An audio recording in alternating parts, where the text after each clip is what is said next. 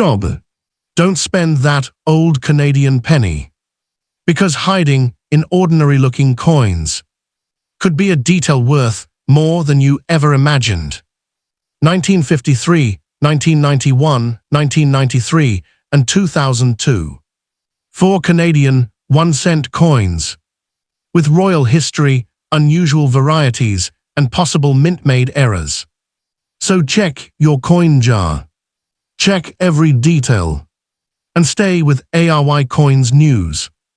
Because your next coin discovery could be hiding in plain sight. Let's get started. Coin number 1. Imagine finding a tiny Canadian penny in an old jar, a forgotten drawer, or a box of coins that has been sitting untouched for years, and then discovering that the little piece of copper-colored metal in your hand has a story connected to one of the most recognizable monarchs in modern history. Today, we are looking closely at the Canadian 1-cent coin carrying the unusual dates 1952-2002 and the famous name Elizabeth II. But there is an important detail that can completely change how you identify this coin. The letter P, that small letter, is not random decoration, and it does not mean that the coin is automatically rare. Instead, it identifies a particular composition used for the 2002 issue. This is a coin that can easily be misunderstood because internet headlines often turn ordinary old coins into supposed million-dollar treasures. The real story is much more interesting. This penny combines a major royal anniversary, a special commemorative date arrangement, 2 different metal compositions, a recognizable maple leaf design, and the possibility of collectible value when condition or an authentic mint-made error sets an example apart. The first thing every collector should understand is exactly what coin we are talking about. This is a Canadian 1-cent piece dated 2002, but unlike an ordinary Canadian penny, where the year would normally be found on the reverse, the commemorative 2002 design moved the date to the obverse and displayed 1952-2002. Those dates mark the 50th anniversary of Elizabeth II's accession to the throne.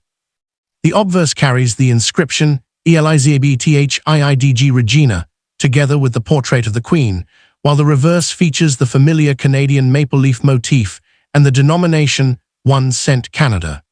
The design was created using the work of Dora de Padery Hunt for the Queen's portrait and George Kruger Gray for the reverse.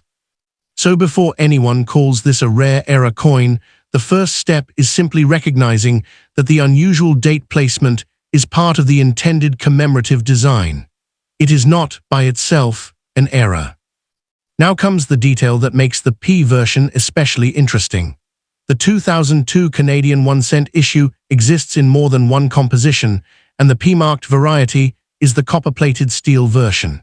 It weighs about 2.35 grams, measures approximately 19.05 millimeters across, has a smooth edge, and is magnetic because of its steel core.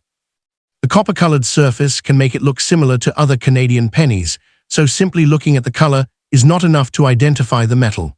A collector can use the physical specifications as part of identification, but the most obvious preliminary clue is the magnet test. A genuine copper-plated steel example should respond to a magnet, while the copper-plated zinc version is non-magnetic. The important warning is that magnetism alone does not establish rarity. It tells you which composition you may have. It does not automatically prove that the coin is an error, a prototype, or a fortune maker. The production figures are another reason collectors should be careful with dramatic claims. Published numismatic records list approximately 114,212,000 circulating 2002 1-cent pieces in the P-marked composition. That is a large production number, which means an ordinary circulated P example should not be described as an extremely rare coin simply because it has the letter P. The wider 2002 1-cent issue also had a much larger non-P production, listed at approximately 716,367,000 pieces in the copper-plated zinc composition. These numbers completely change the way we should think about the coin. Scarcity is one part of value, but age alone does not create extreme rarity. A coin can be several decades old and still be common, while a much newer coin can become highly collectible if a genuine production error or unusually scarce variety is confirmed. In this case, the P variety is interesting, but its normal production quantity means collectors need to look beyond the date and letter when searching for something special. Here is where the story becomes more exciting. Condition can make a dramatic difference. A heavily circulated example with scratches, discoloration, rim damage, contact marks, and worn details may have only a small collector premium, while a sharply preserved example with strong original surfaces can be much more desirable. Current published price guide figures show the difference clearly. For the 2002 P variety, listed mint state levels range from roughly a few cents at MS60 to several tens of Canadian dollars at the highest grades shown by the guide. One current listing gives approximately 10 cents at MS60, 55 cents at MS63, $4.90 at MS64, $14 at MS65, $26.70 at MS66, and $48.40 at MS67. These are guide values rather than guarantees of what every coin will sell for. Actual prices depend on authentication, grading, eye appeal, demand, and the venue where the coin changes hands. That means the phrase, "This penny is worth millions," should immediately make an experienced collector stop and investigate. There is no reliable basis for claiming that an ordinary 2002 Canadian P penny is a $1 million coin. The normal coin is not transformed into a fortune simply because it carries Elizabeth II's portrait or because the date reads 1952-2002. The real opportunity lies in finding something genuinely unusual and then proving it. A coin with an authentic mint error, an exceptionally high certified grade, or another recognized scarce feature can be more interesting than an ordinary circulated example. But the difference between interesting and valuable is evidence. Collectors should never confuse an unusual-looking coin with a confirmed mint error. That distinction is one of the most important lessons in modern coin collecting, especially when online videos and social media posts use sensational language to describe ordinary damage.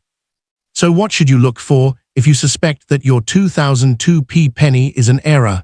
Start with the surfaces rather than the story. A genuine mint-made error occurs during the manufacturing process, meaning the unusual feature should have a logical relationship to the striking process. Look for things such as unusual striking characteristics, missing design elements that appear consistent with a production problem, abnormal planchet characteristics, major doubling that is actually caused by the dies or striking process, off-center striking, or other features that cannot reasonably be explained by something that happened after the coin left the mint. The key word is genuine. A coin that was scratched, squeezed, heated, chemically altered, plated, bent, or damaged after leaving the mint may look spectacular, but post-mint damage normally does not receive the same collector premium as a verified mint error. The P itself deserves special attention because some collectors may mistake it for a rare mint mark. In this particular 2002 Canadian penny, the P identifies the copper-plated steel composition. It is therefore an important identification feature, but not a secret code indicating that every P coin is scarce. This is one of those tiny details that can separate a careful collector from a sensational claim. If your coin has the P, the next question should not be, how many millions is it worth? The better question is, which exact variety do I have? What is its composition? What is its condition? And does it display a legitimate mint-made variety or error? That change in thinking is incredibly important. It turns a random coin hunt into real numismatic investigation. The portrait itself also tells a fascinating story. The queen shown on this issue is Elizabeth II, and the commemorative double date recognizes a major milestone in her reign. The inscription DG Regina is an abbreviated Latin expression meaning Elizabeth II, by the grace of God, Queen. The portrait was engraved by Dora de Padery Hunt, one of the important figures in Canadian coin design. On the opposite side, the maple leaf design continues one of the most recognizable visual traditions of Canadian coinage, with George Kruger Gray credited for the reverse design. This combination makes the penny more than a piece of spending money. It is a small historical object connecting Canadian national identity, royal history, and the evolution of the country's circulating coinage. Another fascinating detail is the physical difference between the two major 2002 1-cent compositions. The standard non-P variety is copper-plated zinc and is non-magnetic, with a listed weight around 2.25 grams. The P variety is copper-plated steel, weighs around 2.35 grams, and is magnetic. Both are approximately the same diameter, but their composition differs. This is why a simple magnet test can be useful as an initial identification step. However, collectors should remember that measurements can vary slightly because of wear, tolerances, corrosion, or damage, and a household scale is not a substitute for professional examination when authenticity or a major error is involved. The strongest identification comes from combining the visible design, date, P designation, physical characteristics, and comparison with known examples rather than relying on one test alone. The history of the Canadian penny itself adds another layer to the story. The 1-cent denomination had a long role in Canadian everyday commerce, and by the early 21st century, its manufacturing composition had changed significantly from older copper issues. The 2002 coin, therefore, belongs to an interesting transitional period in Canadian coinage, when plated steel technology was being used for low denominations. That makes the P variety useful for collectors studying how coin composition changed over time. The coin may look like a traditional copper penny, but beneath its copper-colored exterior is a steel core. In other words, its appearance can hide an important technical feature. For a collector, that is part of the charm. The coin tells one story visually while its composition tells another. There is also a major collecting lesson hidden in the location of the date.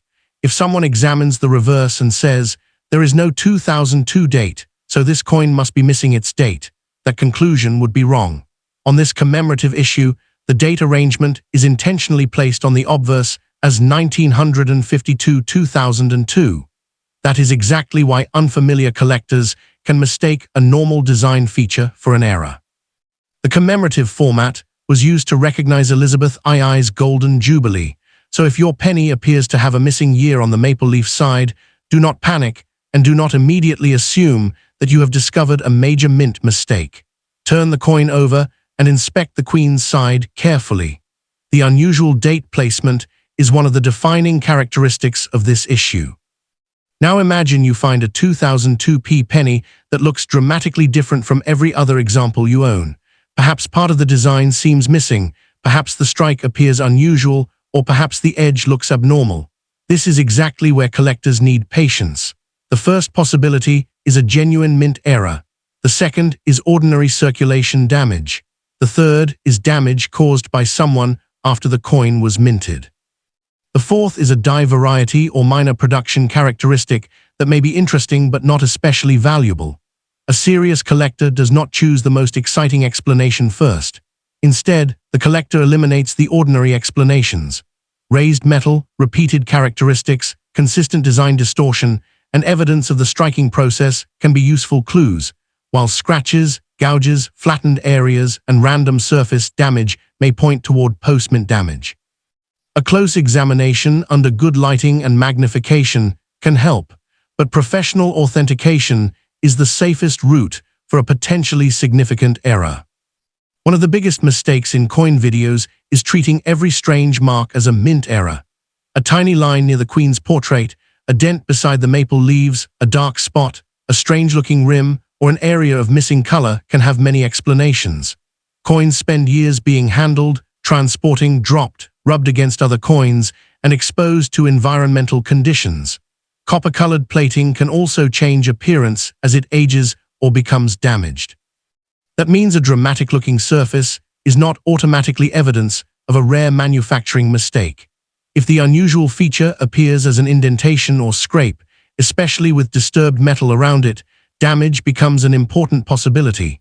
A true mint error generally needs to make sense in the context of how the coin was struck. That is why experienced collectors look at the entire coin rather than zooming in on one mysterious mark. Value becomes even more complicated when grading enters the picture. A coin described simply as uncirculated by a seller is not necessarily the same thing as a professionally graded MS-65, MS-66, or MS-67 coin. Professional grading considers preservation and other characteristics under standardized criteria. The published price guide differences for the 2002 P variety demonstrate why condition matters. An MS-60 example can have a relatively small guide value, while higher grades rise substantially. But even a high-grade coin should not be described as a guaranteed investment or a life-changing fortune. Market prices move, buyer demand changes, and certified coins can trade differently depending on timing and venue. The safest approach is to treat published figures as reference points rather than promises. There is another reason this particular penny deserves attention. It represents a moment that can never be repeated. The 1952-2002 dual date was created for a specific royal anniversary, and every surviving example carries that historical connection. For collectors who enjoy history, the value is not measured only in dollars. The coin can represent the Queen's Golden Jubilee, Canadian identity, the maple leaf symbol, and the changing technology of coin production. Even an ordinary circulated specimen can therefore be a worthwhile addition to a historical collection. Numismatics is not only about finding the most expensive coin. It is also about understanding why a coin was made, who appears on it, how it was manufactured, and what was happening in the world when it entered circulation. If you are holding one of these coins right now, there are a few things you should avoid doing. Do not polish it until it shines, do not scrape suspicious areas, and do not apply chemicals in an attempt to reveal a hidden error. Cleaning can permanently change the original surfaces and can reduce collector appeal. Instead, preserve the coin in its existing condition and document what you see.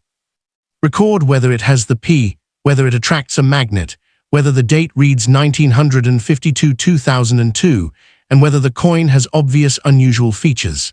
If you believe there is a major error, photographs of both sides and the edge are far more useful than a claim that the coin looks rare.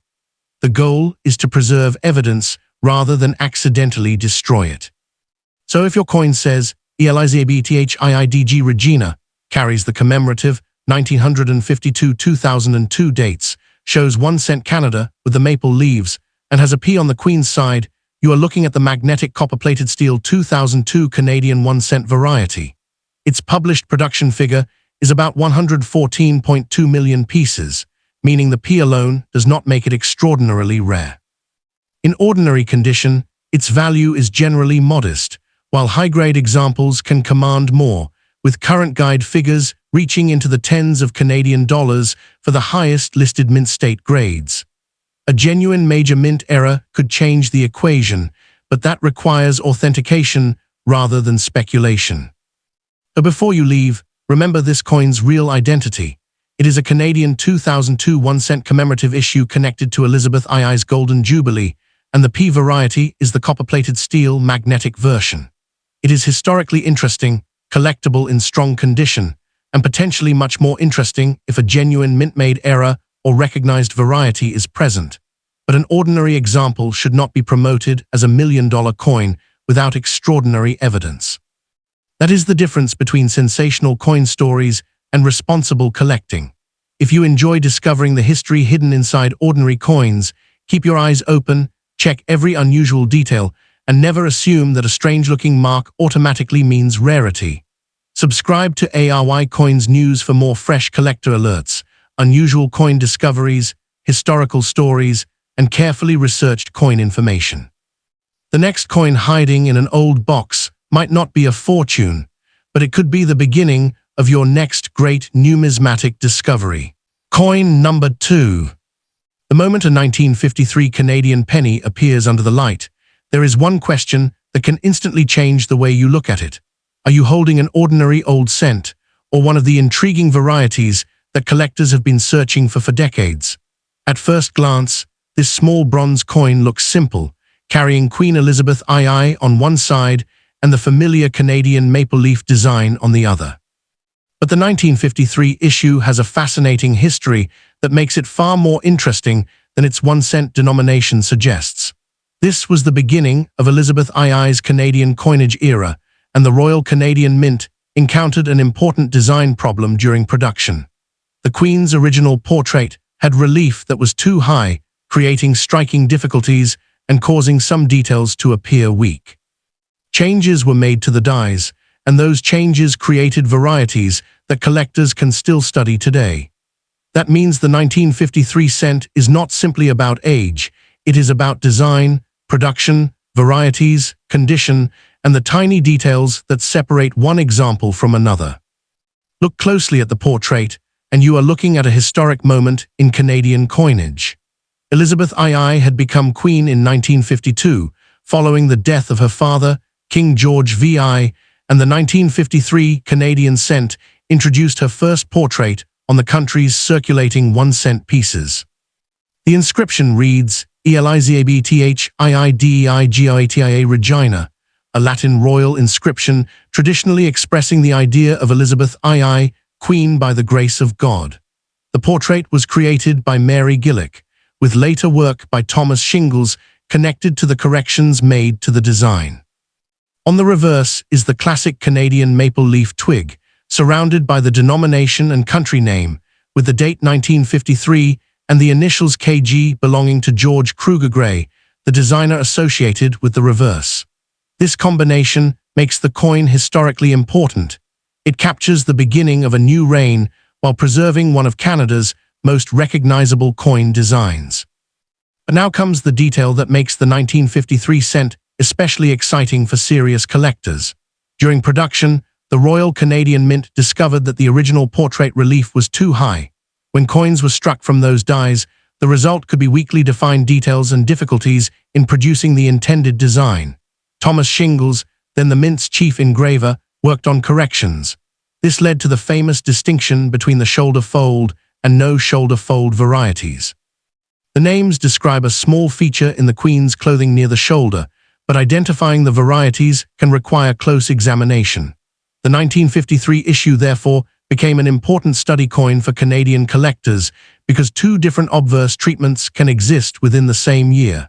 This is precisely why simply saying 1953 penny does not tell the whole story. The exact variety can matter. Here is where collectors should slow down, because one tiny letter can become an important clue. Examine the I in the word DEI on the obverse. Variety specialists use its relationship to the surrounding denticles as one of the clues for distinguishing the shoulder fold and no shoulder fold versions. In simplified terms, the position and shape of that letter can help identify which obverse you have. The no shoulder fold variety is associated with a flared or distinctive I, while the shoulder fold type has a different relationship between the letter and the denticles. This is not something that should be judged from a blurry photograph or a quick glance. Lighting, camera angle, wear, and image quality can make the feature look different. If you are examining a potentially valuable example, compare the complete design rather than relying on one isolated mark. The important lesson is that the 1953 cent rewards careful observation. And there is another surprise hidden in the reverse. The letters KG are not a mysterious mint mark, and they do not mean the coin was produced at a special KG mint. They are the initials of George Kruger Gray, the engraver associated with the maple leaf reverse. This is a common source of confusion for people who discover the coin for the first time. The Royal Canadian Mint produced the coin in Ottawa, and the KG initials are part of the design attribution. Once you understand that, the reverse becomes much more meaningful. You are not looking at a random pair of letters. You are seeing the signature-like initials of an important Canadian coin designer. The maple leaf twig, the denomination, the word Canada, the date, and the KG initials together form the standard reverse design of this first Elizabeth II Canadian cent. Now let's talk about the physical coin, because identification should always begin with facts. The 1953 Canadian cent is a bronze coin composed of approximately 98% copper, 0.5% tin, and 1.5% zinc.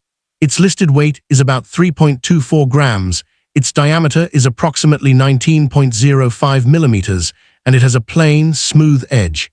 It is non-magnetic. These specifications are useful because they provide a baseline for checking an example that looks suspicious.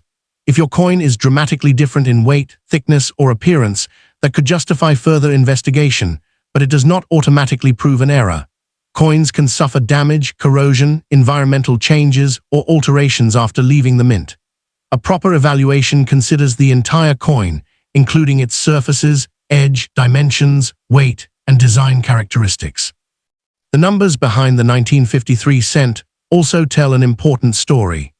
One published Variety record lists a circulation mintage of approximately 67,806,016 for the 1953 NSF variety, with the broader 1953 issue containing multiple varieties and production categories.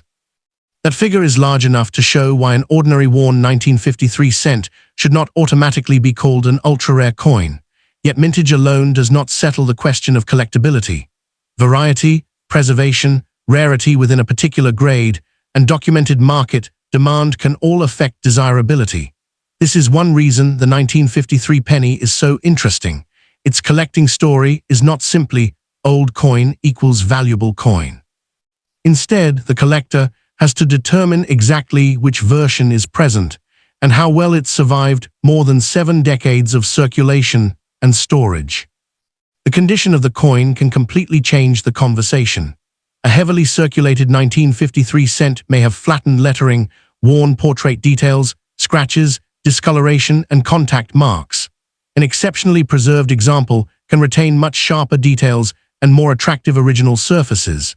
Collectors generally evaluate coins using grading standards that consider the amount of wear and the overall preservation of the surfaces.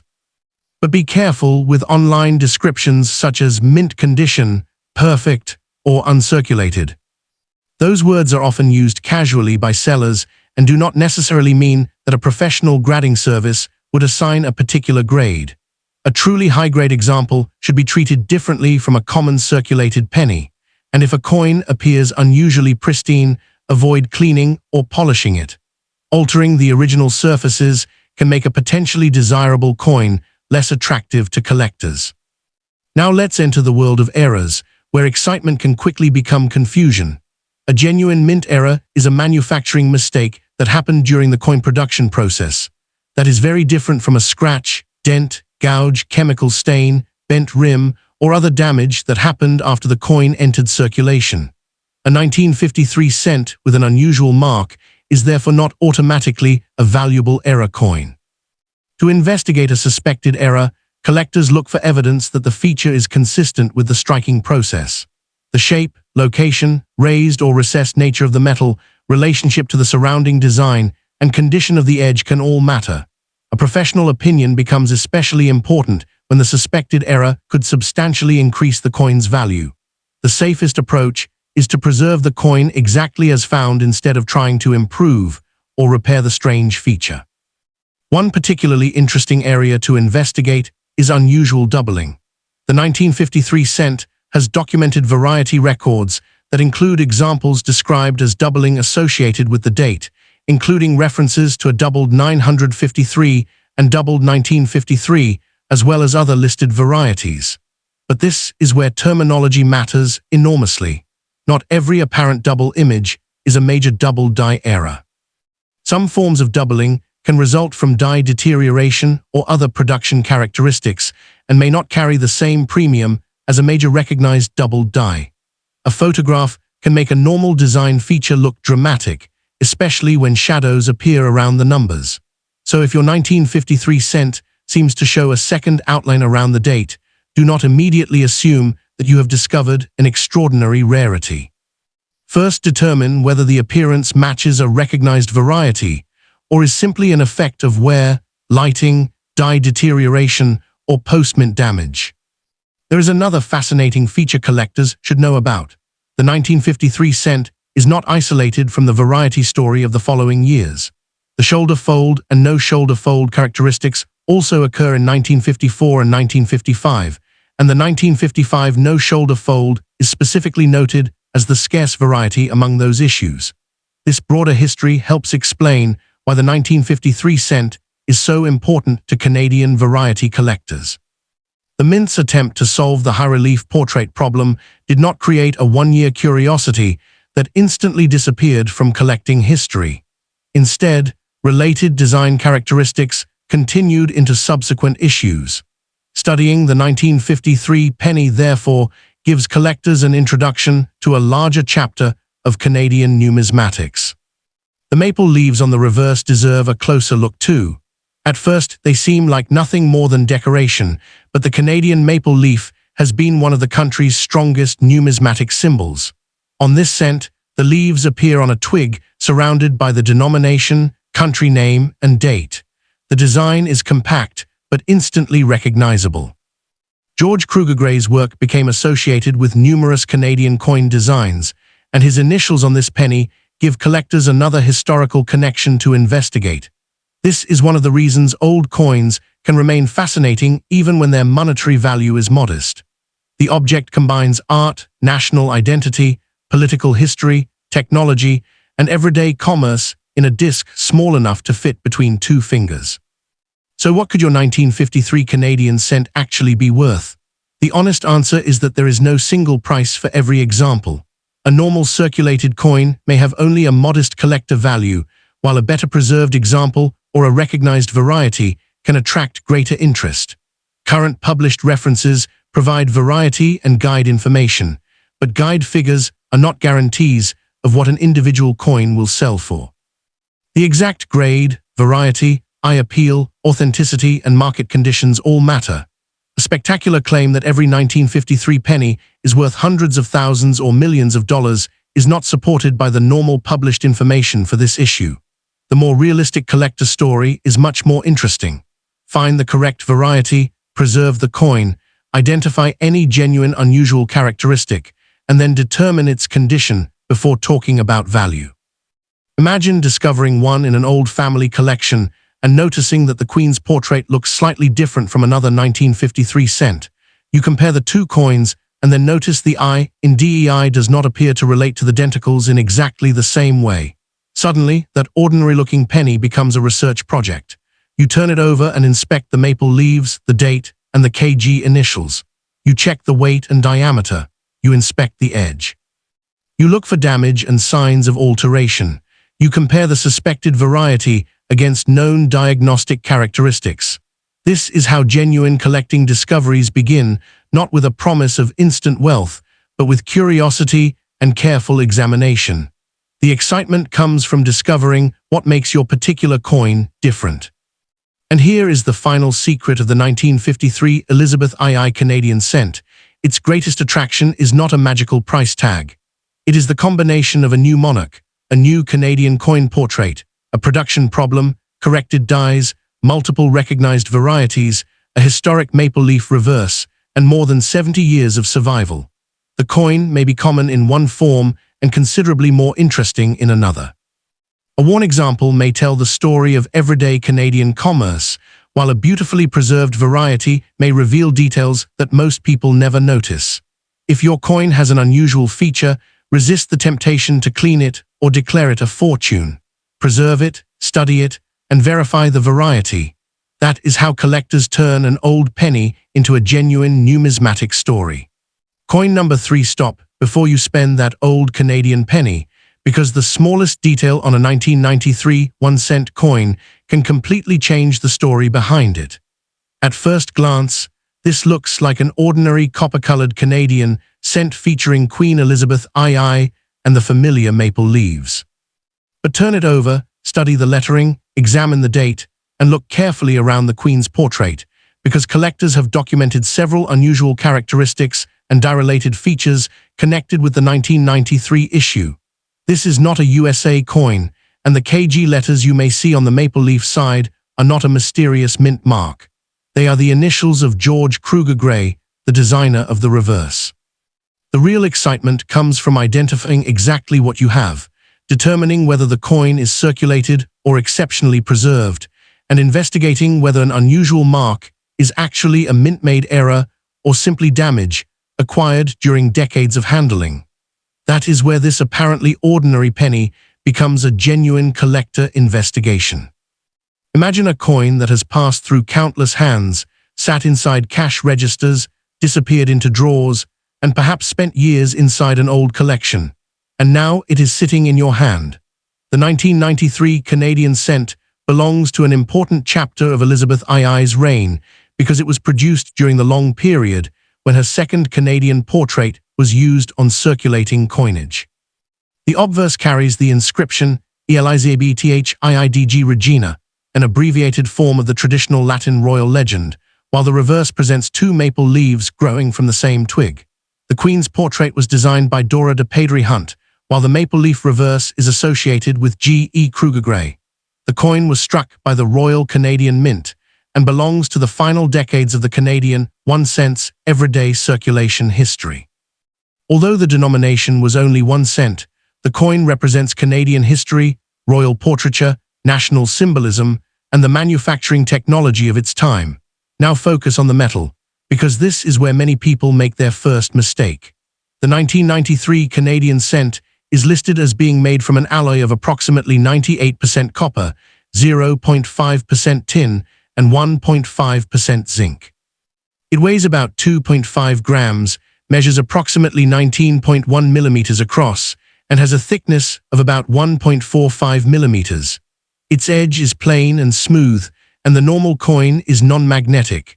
That means the word copper is understandable when describing its appearance, but technically it is a bronze-type copper alloy rather than a pure copper coin. If someone tells you that every 1993 penny that looks copper-colored must be made entirely of copper, that is incorrect. Coin composition matters because unusual weight, metal, or magnetic behavior can sometimes provide a clue that an example deserves further examination, but those tests alone cannot prove a rare error. Here is a number that changes the entire rarity conversation. Published records list approximately 808,585,000 circulation examples of the 1993 Canadian 1 cent coin. That is a very large production figure, so an ordinary circulated 1993 cent should not honestly be advertised as an ultra-rare millionaire coin simply because it is old. The coin is more than 30 years old, but age by itself does not determine numismatic value. What matters is what makes your particular example different. A recognized variety, an authentic mint era, an unusually high grade, exceptional preservation, or another documented characteristic can make one example more desirable than another. This is why serious collectors do not begin with the question, "Is this penny worth millions?" They begin with a much better question, "What exact variety or era is this, and can I prove it?" And now the investigation gets much more interesting. Documented collector records for the 1993 cent include examples described with a die chip in the first E of Elizabeth, a die chip in the Queen's crown, a die chip on the second 9 of the date, and die damage in front of the Queen's throat. There are also community-recorded examples described as a doubled 1993, doubling involving Ada in Canada and an extra spine. These records are useful clues, but they should not be interpreted as proof that every 1993 cent showing a similar mark is a valuable error. Community classifications can require specialist confirmation, and some apparent doubling can actually be caused by die deterioration or mechanical striking effects. In other words, these features give collectors something to investigate, not a guaranteed price tag. One of the most exciting possibilities is a strange-looking date. Imagine examining the 1993 numerals under magnification and seeing what appears to be a second outline around one or more digits. That is exactly where caution becomes essential. True double die characteristics originate in the die-making process and generally produce clear, repeatable doubling on coins struck from the same die. Mechanical doubling and die deterioration doubling can look similar to an inexperienced eye, but they are different phenomena and are generally less desirable to collectors. Die deterioration can produce rough, rounded, irregular-looking secondary outlines, while mechanical doubling can flatten or shift the edges of design elements. So if your 1993 date appears doubled, do not immediately label it a major doubled die. The shape, direction, location, and consistency of the apparent doubling all need to be considered. There is another clue hiding in the lettering that can make this coin fascinating under magnification. Some collector records identify a 1993 cent with apparent doubling involving the letters Ada in Canada. If you encounter something like this, the correct approach is not to scrape the coin, polish the surface, or enlarge a blurry photograph and announce a major discovery. Instead, inspect the lettering under strong magnification and good lighting. Look at whether the extra image is raised, where it occurs in relation to the primary lettering, and whether it has the characteristics expected from the striking process. A legitimate die variety should have a logical manufacturing explanation. A random scratch crossing a letter does not. The difference can be subtle, which is why serious attribution sometimes requires comparison with known examples, and for an especially promising coin, professional examination.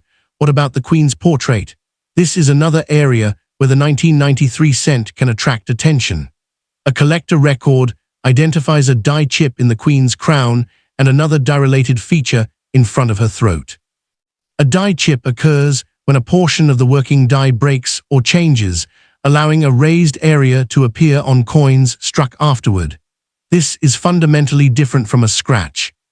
Because a die-related feature is transferred during striking and can appear as raised metal on the finished coin.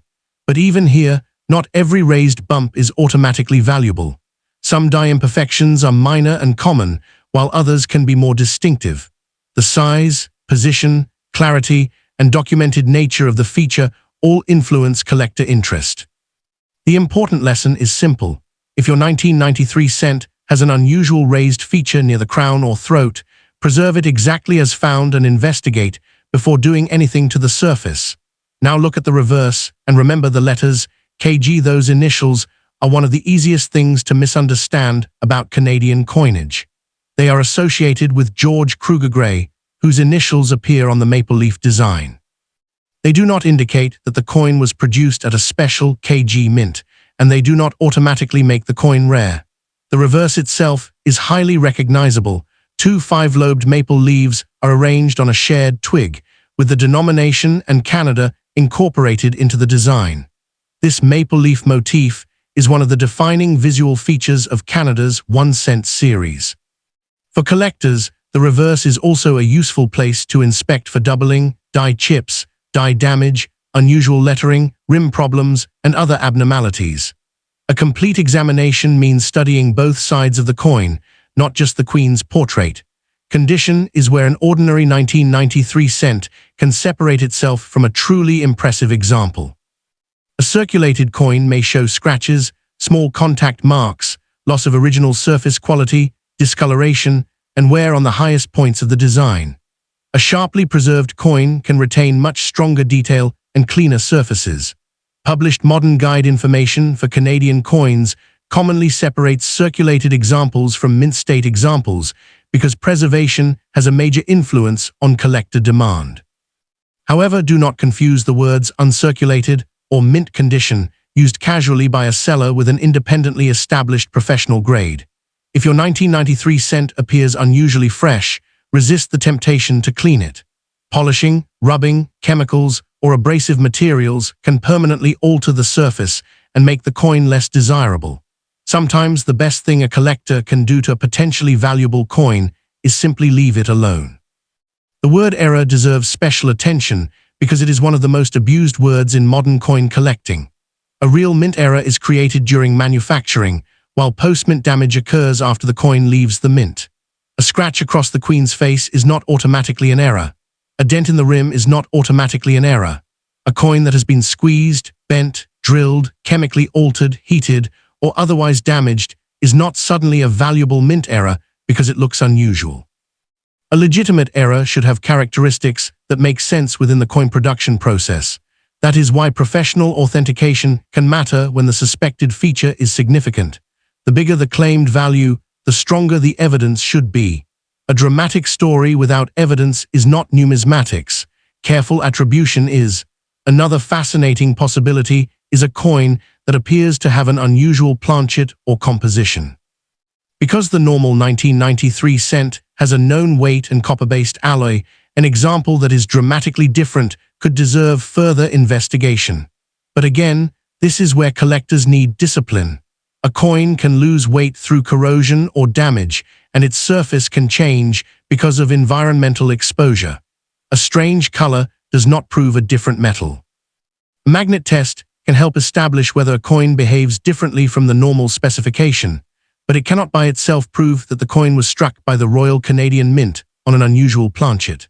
For an alleged off-metal or wrong planchet example, authentication becomes especially important because counterfeit and altered coins can sometimes imitate unusual compositions. The market value of the 1993 cent, therefore, has to be discussed realistically. The ordinary circulation coin is not a guaranteed high-value rarity, and the very large production figure makes that clear. The strongest opportunities are likely to come from exceptional condition, recognized varieties, or genuine errors rather than simply possessing the date 1993. Published collector records currently document several unusual 1993 characteristics, but not every documented anomaly has a standardized market price. That means it would be irresponsible to assign a giant dollar figure to a coin merely because it appears doubled or chipped in a photograph. Value depends on attribution, grade, authenticity, demand, and sometimes whether the coin has been professionally certified. A rare-looking coin can be interesting without being extremely valuable, while a properly authenticated variety can attract serious collector attention. Now imagine finding your 1993 cent inside an old jar and discovering that it is remarkably clean, sharply detailed, and almost free of circulation marks. You place it beside another 1993 cent, and suddenly the difference becomes obvious. The Queen's portrait is stronger, the lettering is sharper, and the maple leaves retain much more detail. That is when condition becomes part of the story. Collectors often compete for coins that survive in unusually high grades because millions of coins may have been produced, but only a smaller proportion may survive with exceptional surfaces. This is one of the most important concepts in collecting. Population matters. A coin can have a large original mintage, while genuinely high-grade survivors are much less common. That does not automatically make every pristine example extremely valuable, but it can make superior condition pieces significantly more desirable. And there is one final mystery worth remembering whenever you see a viral headline claiming that a normal Canadian penny can make you rich overnight. The real treasure hunt is not about believing every dramatic valuation.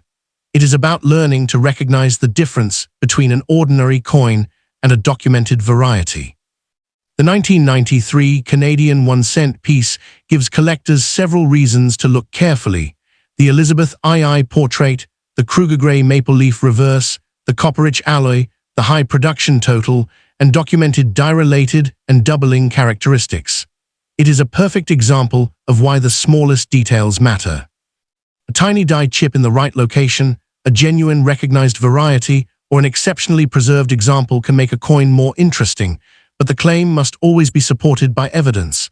So before you throw that 1993 Canadian penny back into a jar, turn it over one more time. Read the complete legend. Study the Queen's crown. Examine the second 9 in the date. Look carefully at the letters in Canada. Check the KG initials and inspect the maple leaves. Then compare the coin's weight, size, surface, and overall condition with the normal specifications. If you discover an unusual feature, do not clean it and do not automatically call it $1 million error.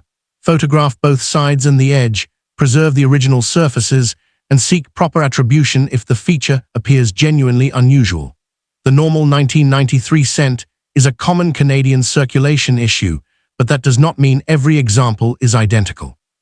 The real collector's advantage comes from knowing exactly what to look for. Coin number 4. What if the old Canadian penny sitting quietly in your collection has a tiny feature that most people would never notice? The 1991 Canadian 1-cent coin may look like an ordinary copper-colored penny, but this issue has several documented die-related characteristics that make it worth examining carefully.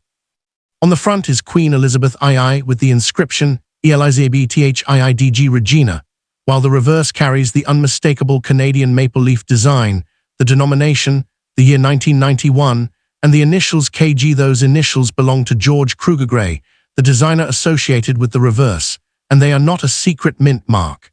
This is a Canadian coin produced by the Royal Canadian Mint, not a USA penny.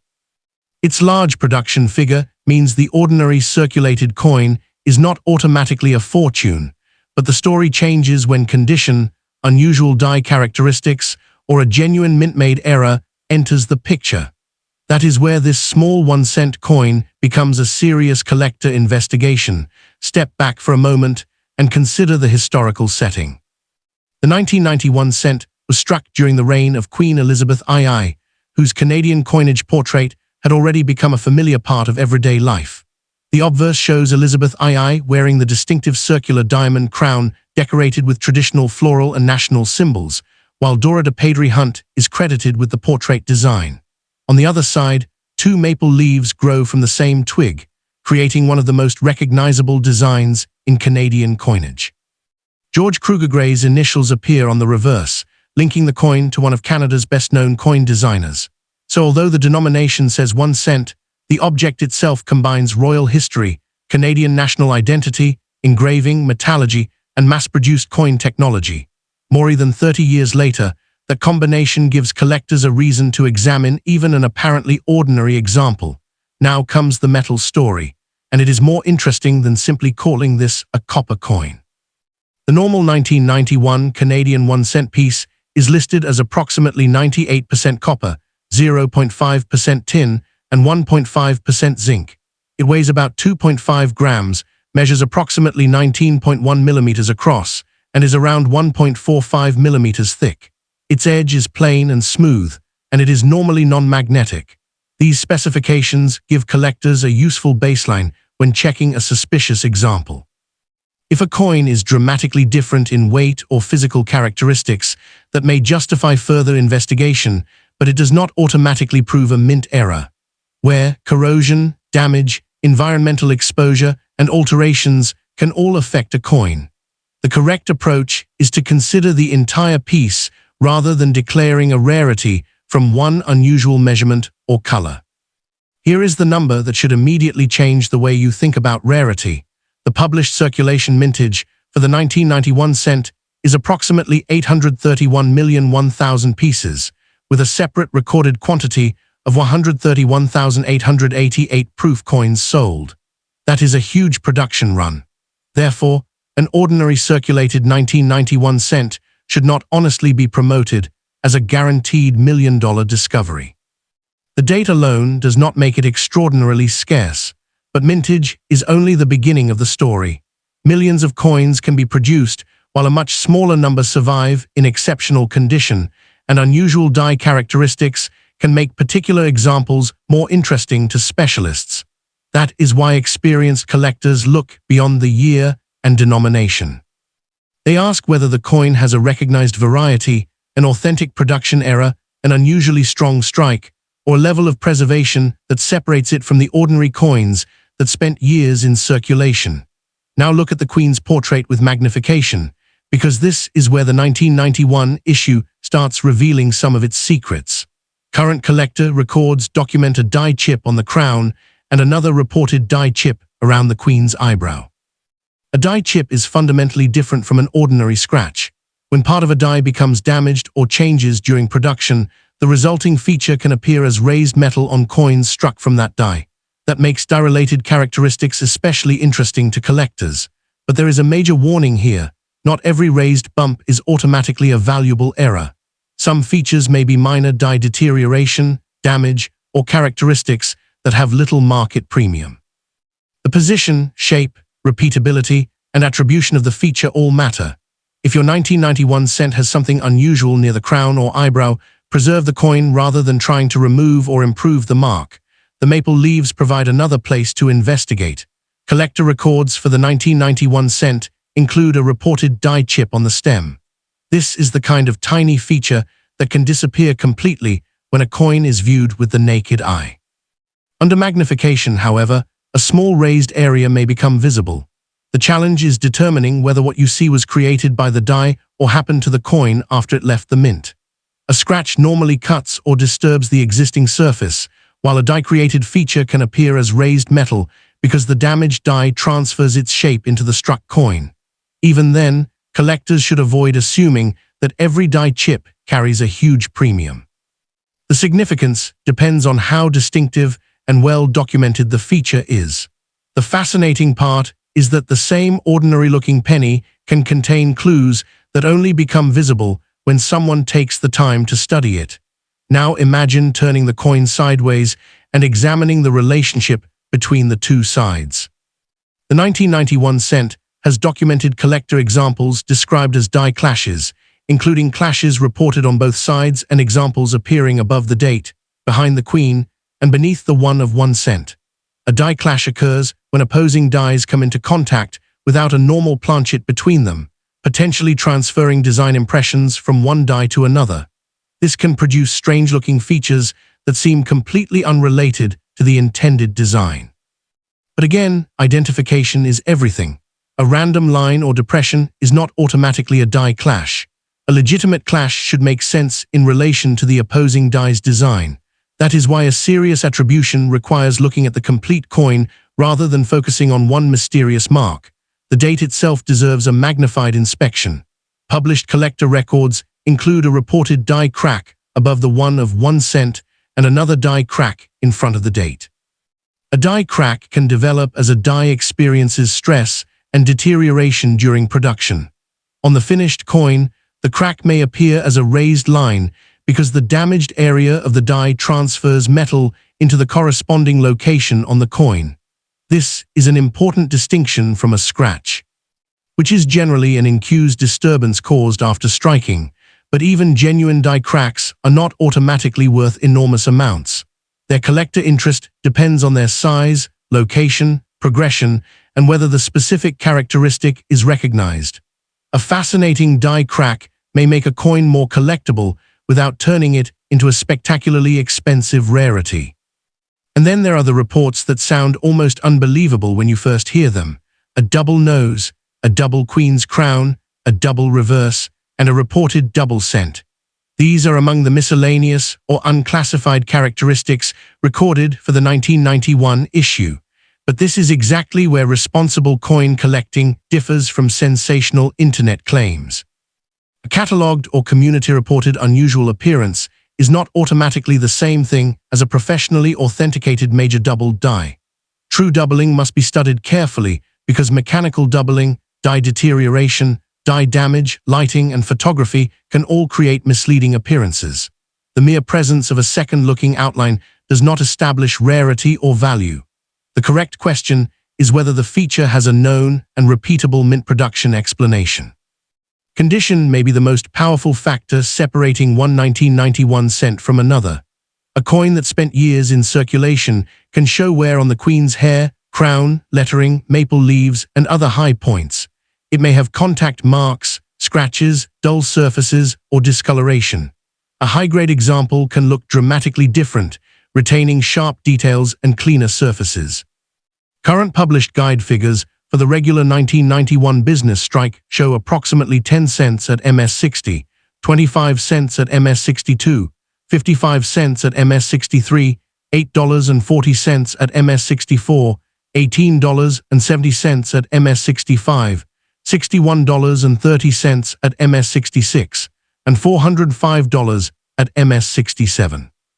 These are guide values, not guaranteed sale prices, and they demonstrate an important point. The same date can have very different collector value depending on preservation and grade. That high-grade figure also explains why you should never judge an old coin simply by its age. A 1991 penny is not ancient, and hundreds of millions were struck. Yet finding a coin that genuinely reaches an exceptional certified grade can be a completely different collecting proposition from finding an ordinary circulated example. At the upper end, tiny marks matter. Surface preservation, strike quality, luster, and eye appeal become increasingly important. This is why cleaning is such a bad idea when examining a potentially valuable coin. A polished or chemically treated surface may look brighter to the untrained eye, but can lose the original characteristics collectors want to see. If you believe your coin is unusually well preserved, the safest approach is to leave its surfaces untouched and have the condition evaluated appropriately. The word error needs another reality check. A genuine mint error is created during manufacturing. Post-mint damage is not. If someone scratches the queen's portrait, bends the rim, hits the coin with a tool, or exposes it to chemicals, those changes happened after the coin left the mint. They may look dramatic, but they do not automatically make the coin valuable. The same principle applies to unusual colors. A strange brown, black, red, or green appearance can result from environmental exposure or chemical reactions and should not be mistaken for a rare composition error without evidence.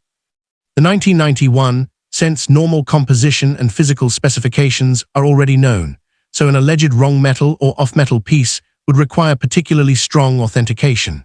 A household magnet or scale can provide preliminary clues, but it cannot establish provenance or prove that an unusual planchet came from the Royal Canadian Mint. One of the most exciting possibilities for any collector is discovering something that is genuinely different from the normal design. Imagine seeing a raised line near the date that seems to connect perfectly with a known die crack location. Imagine noticing an unusual raised feature on the crown that appears repeatedly positioned exactly where a die chip should occur. Or imagine a clash impression that seems to show a portion of the opposite design where it should not exist. Those observations are worth documenting. Take clear photographs of both sides and the edge, preserve the coin in its existing state, and compare the feature with reliable numismatic references. The strongest discovery is not the one with the most dramatic story. It is the one where the physical evidence supports the explanation.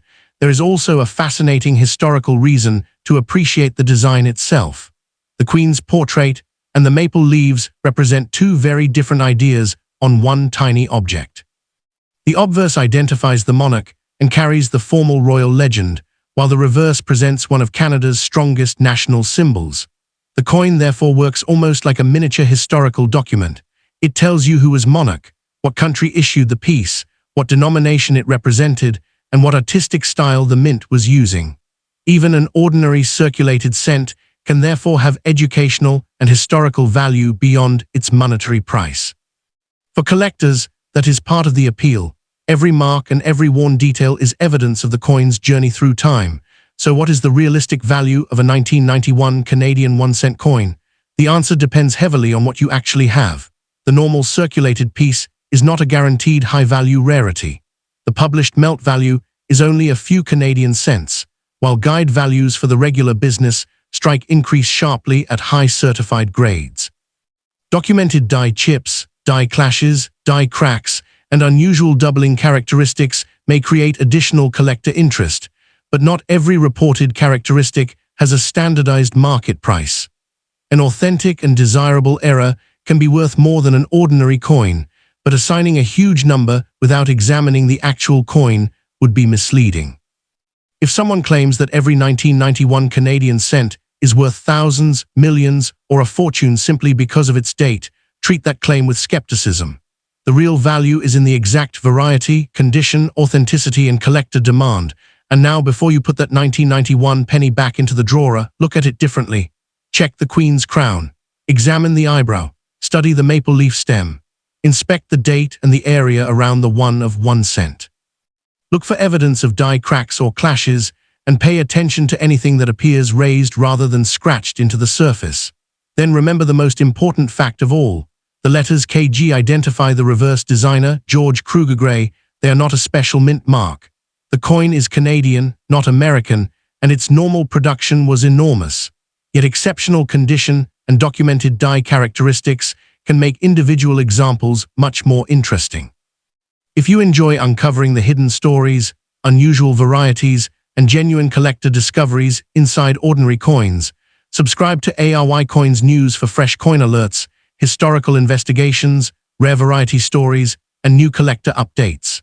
Keep searching, keep learning, and never dismiss a small coin too quickly, because sometimes the most interesting discovery is hiding in a detail that almost nobody thought to examine.